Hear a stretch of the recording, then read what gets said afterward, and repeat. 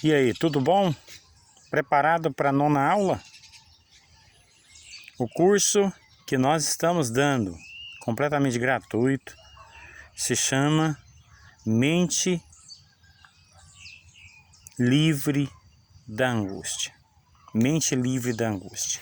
Nós já passamos por vários processos. Nessas 8 aulas dadas, nós aprendemos e fomos bem longe, para que nossa mente possa ser livre da angústia. Eu estou aqui em um lugar, numa pracinha construída, né? Eu vou ver se tem como eu mostrar aqui o lago. Deixa eu ver se tem como. Não tem como. Mas eu quero agradecer a sua participação. Esse vídeo está sendo gravado com o objetivo de ser colocado no canal Cristão Livre no YouTube, e nós queremos dizer para você desde já: se inscrevam nesse canal, participe, se torne aluno desse curso, que com certeza é uma questão necessária na sua vida. Porque esse curso ele não foi criado por mim, ele é bíblico. E nós tiramos esse curso inteiramente da Bíblia, e nós queremos confrontar você a estar conosco, porque não é fácil. Eu vou dizer para você que não é fácil, nesse mundo de tanta informação, alguém parar para ouvir outro. Nós nos tornamos uma sociedade de egoístas. Todo mundo quer falar e ninguém quer ouvir. E isso é triste, isso é desastroso, isso adoece, isso é angustiante, e isso faz de você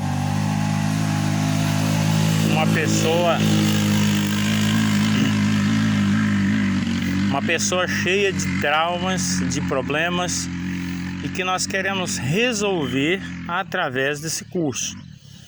Eu estou indo para o trabalho, mas resolvi parar por aqui, sentar e gravar essa aula. A 9ª aula do curso Mente Livre da Angústia. O nosso objetivo é dar 30 aulas. São 3 módulos de 10 e nós estamos agora na 9ª aula do primeiro módulo.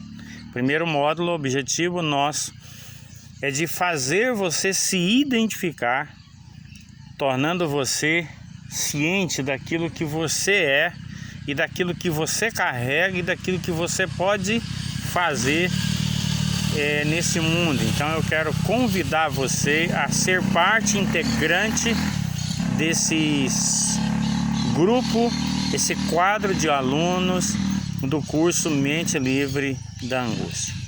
E nós queremos orar. E antes de orarmos, nós queremos fazer você entender que nós estamos analisando um personagem da Bíblia, alguém real da Bíblia, que foi chamado para ser profeta, né? Foi criado para ser profeta de Deus. E um dia ele recebeu uma tarefa de profetizar em uma cidade super violenta, que tinha todo quadro de crime, que violava qualquer tipo de lei humana, divina, pessoal. E ele foi convidado a levar uma mensagem dura a esse povo, e ele descobriu nesse momento, talvez uma coisa que a gente descobre em circunstâncias da nossa vida, que ele odiava esse povo. E ele sabia que Deus tinha uma palavra de confronto, uma palavra de bronca, uma palavra de juízo, mas essa palavra ela terminaria em salvar esse povo, e ele não queria aquele povo salvo. Então ele resolve fugir de Deus, fugir dessa responsabilidade, comprando uma passagem para a Europa, saindo completamente oposto daquilo que ele foi designado a fazer. E ele imediatamente começa a sofrer, e juntamente com ele todos os que estavam no navio sofrer os resultados de uma grande tempestade que surgiu exatamente no momento que ele entra no navio e o navio sai para o destino europeu. Então eu quero dizer para você que é esse personagem que nós estamos analisando. E a primeira aula que nós tivemos, nós analisamos a sua identidade. Quem era Jonas? Em segundo lugar, na segunda aula, nós analisamos o que ele carregava dentro de si, a missão, o milagre. E respondendo à pergunta, o que eu carrego. No terceiro ponto, nós estudamos proteção e desproteção, que era aquilo que nós sofremos quando nós não fazemos o nosso trabalho. Seja numa empresa, seja numa localidade, seja na sociedade, seja em si mesmo. E em quarto ponto, nós estudamos alguma coisa relacionada a esses três pontos, que é a responsabilidade para com que aquilo que nós carregamos dentro de nós. Todos nós foram criados por Deus e Deus colocou dentro de cada um um milagre. Um milagre que pode se reproduzir por milhares de vezes. Uma resposta que pode se reproduzir por milhões de vezes. E nós primeira coisa que nós temos que fazer é identificar quem somos. Identificar em segundo lugar o que carregamos e nos responsabilizar, tendo assim uma proteção desse Deus que nos criou a respeito de tudo que nós podemos sofrer em nosso cotidiano, no nosso dia a dia. Isso nós chamamos de seguro de vida. É um seguro que você recebe do próprio Criador. Ele é automático quando você faz aquilo que Deus te ordenou e te fez para fazer. Na quinta aula, nós trabalhamos a primeira parte dos lixos da nossa mente, é onde nós aprendemos a identificar que nós temos lixos na nossa mente. E a sexta aula, nós trabalhamos como identificar quais são esses lixos. A sétima aula, nós aprendemos como é que eles saem da nossa mente, como nós purificamos a nossa mente, o que é que foi feito para que a nossa mente seja purificada. Na oitava aula nós começamos uma série de 3 aulas falando sobre tribunal corrompido. A aula de ontem nós falamos sobre que nós temos um gestor corrupto que assumiu o controle da nossa mente e ele está determinando muitas coisas em nossa vida. E hoje nós vamos trabalhar uma resposta que Deus dá a esse corruptor. O que Deus faz para que nós sejamos livres e que Ele possa assumir completamente o trono, o tribunal, a mesa de decisões da nossa mente, tá certo? Dentro da nossa mente existe um tribunal, dentro da nossa consciência, que determina as nossas ações, que determina os nossos sentimentos, que determina os nossos pensamentos, que determina as nossas reações. E isso é importante. Mas hoje nós vamos falar sobre isso, sobre o que foi feito para que esse agente que decide coisas terríveis, ações terríveis na nossa vida, como que essa pessoa, o que ele fez para poder tirar essa pessoa das decisões, esse elemento dessas decisões. É isso que nós vamos fazer hoje. Mas antes nós vamos orar. Lembrando que nós estamos analisando um profeta chamado Jonas. Pai, nós precisamos e temos a oportunidade agora de falar com nossos alunos. Eu quero, em nome de Jesus, te pedir auxílio, porque esta mensagem ela não é minha, ela não veio do meu coração, da minha mente, Não, ele veio muito mais da minha necessidade. Eu grito de socorro meu. O Senhor me deu estas aulas. O Senhor Deus está primeiro para me salvar e depois para salvar milhões, milhares de pessoas. Talvez bilhões de pessoas. Então, em nome de Jesus, fala conosco e nos instrui e nos convença. Em nome de Jesus. Amém. Por que que nós oramos antes de iniciarmos as nossas aulas de fato? A aula atual, a aula a qual nós estamos propondo dar. A aula hoje é a aula 9. Por que que nós oramos? Porque nós entendemos que há um Criador que criou todas as coisas, inclusive as saídas das enrascadas que nós entramos. Tá certo? Ele nos conduz, ele nos ensina a sair das enrascadas, ele nos ensina os caminhos. Mas é importante entendermos que nós temos que cooperar nessa saída. Há algo que nós temos que fazer, mesmo que seja mínimo, mas nós temos que fazer. Por exemplo, eu entrei num buraco, né? Caí ali e agora não consigo sair. O que que Deus faz? Ele coloca uma escada para a gente e diz, agora você sobe. E nos dá força para subir. Tá certo? Mas subir é nossa obrigação. Tá certo? Então, a Bíblia nos informa que existia um casal, o primeiro casal existente na Terra, nesse planeta. Eles tinham nomes.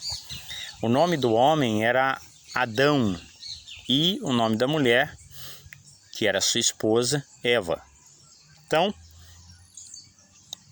é uma história que para muitos é confrontada, que não existe. É uma ficção criada pela mente humana, mas eu quero dizer para você e afirmar que é uma verdade. Foi deles que nós surgimos. Depois houve grandes problemas aqui na humanidade e Deus resolveu destruir aquilo que ele criou, deixando exceto animais representativos, casais de animais e uma família com 8 pessoas. Noé, sua esposa, seus filhos, Sem, Cão e Jafé e suas digníssimas esposas.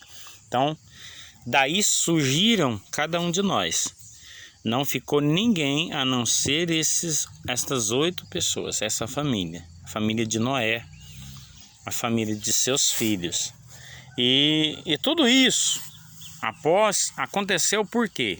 Porque Adão e Eva tinham só uma ordem, só uma lei que existia no jardim, é que Adão e Eva não poderiam comer de um fruto que ficava no centro do jardim.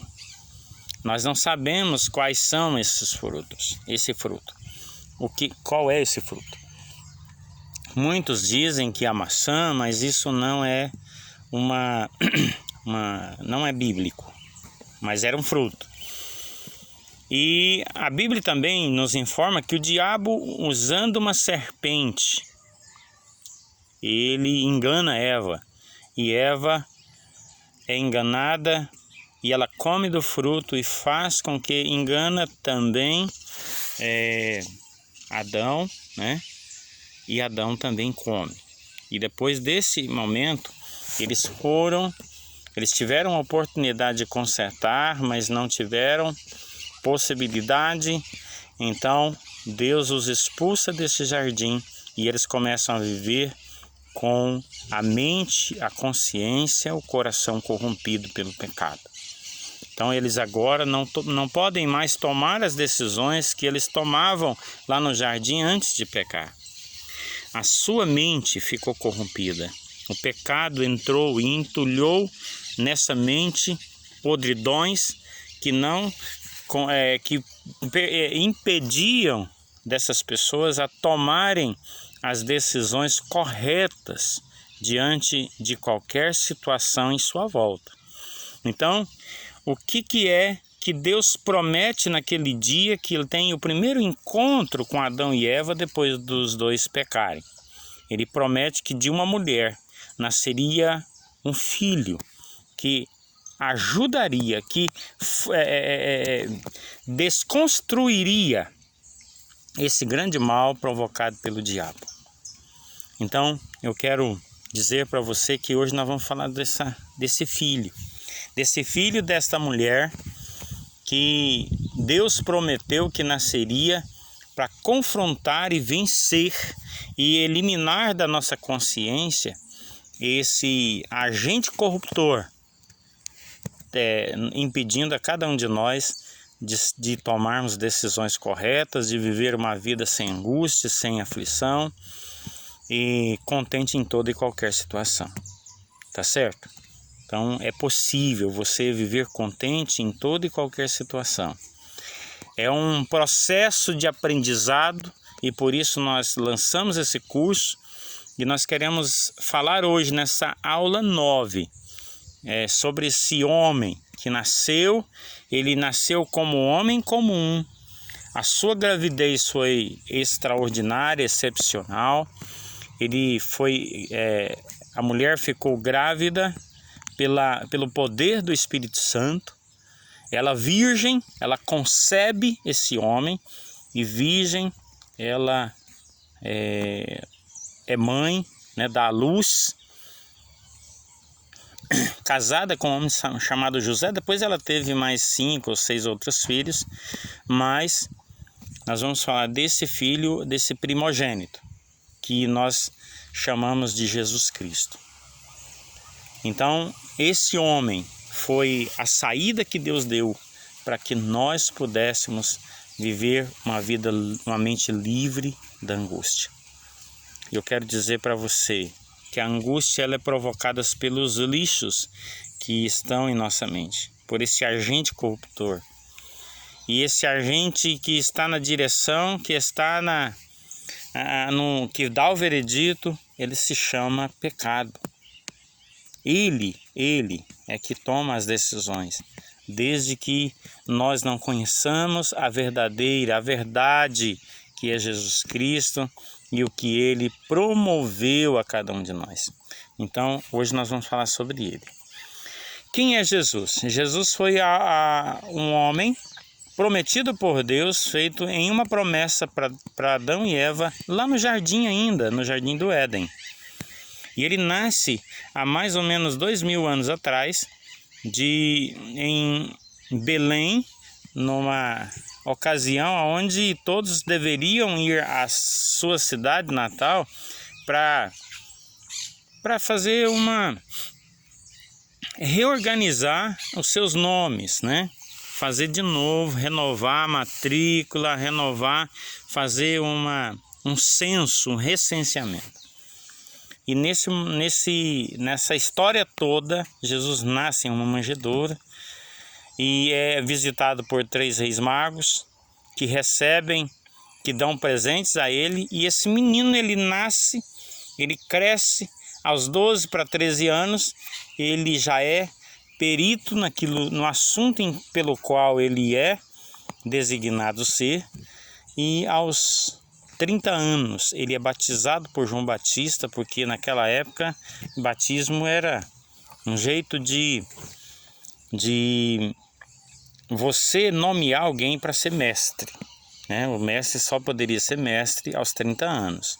Então Jesus é nomeado ali a mestre, e ele começa então, ele é tomado pelo Espírito Santo, aprovado por Deus, e o Espírito Santo o conduz a todos os trabalhos durante 3 anos e meio, e ele morre numa cruz, crucificado pelos romanos, autorizado pelos romanos, mas crucificado pelos judeus, escribas e fariseus, os mestres daquela época, e ele morre. E essa morte tem um significado importantíssimo, fundamental para a nossa vida, porque nessa morte ele leva cativo dentro de si mesmo todos os nossos pecados e ali nós ganhamos ao ressuscitar no terceiro dia. Ontem foi o dia da comemoração, da lembrança, né, do dia da Páscoa. Na sua ressurreição, ele tira a autoridade de decisão do pecado, do diabo, do mundo, da carne. E ele sobe aos céus depois de 40 dias da sua ressurreição. Ele vai ao céu e envia um consolador, alguém que nos instrui a fazer aquilo que devemos fazer. E esta pessoa é o Espírito Santo, é ele que nos convence de que nós somos pecadores, mas que a justiça foi feita e que nós somos agora livres para viver uma vida de liberdade. Então isso é um processo.